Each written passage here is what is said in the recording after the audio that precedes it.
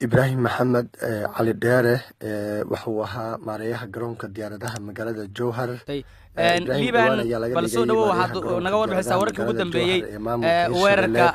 Wuxuu ahaa nin dhalinyaro ah oo hami siyaasadeed leh. dhawaan ayuu ka qalin jebiyey mid ka mid ah jaamacadaha ku yaala magaalada Muqdisho. Arrinta dilka xaaskiisa uu dilay ee xalay ka dhacday magaalada Jowhar waxay ii sheegeen eheladiisa in xalay Ibrahim uu guur labaad galayay kadib xaaskii koowaad ee xalay ajashu ku dhacdayna ee halkaasi ugu timid kadib muran badan ee uu ka dhashay.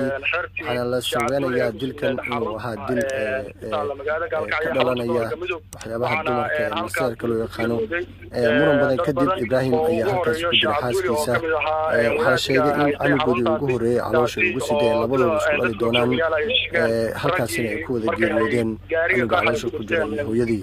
Ibrahim xale ayuu mar kale nolol labaad uu gali rabay, waana arrinta dilka keentay ee maseerka bilaabay in Ibrahim xaaskana uu yeelan rabay wixii xalay ka dambeeyay, laakiin ajashu halkaasi ay ku dhacday.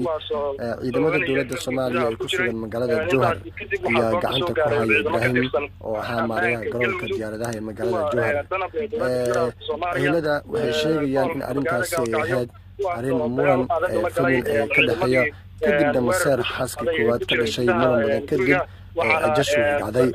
wax walba oo ku saabsan arrintaasi iyo waxyaabo kale ee dunida ka cusub fadlan kala soco YouTube channelka Zakariya Timcade. fadlan haddii aad ku cusub tahay subscribe.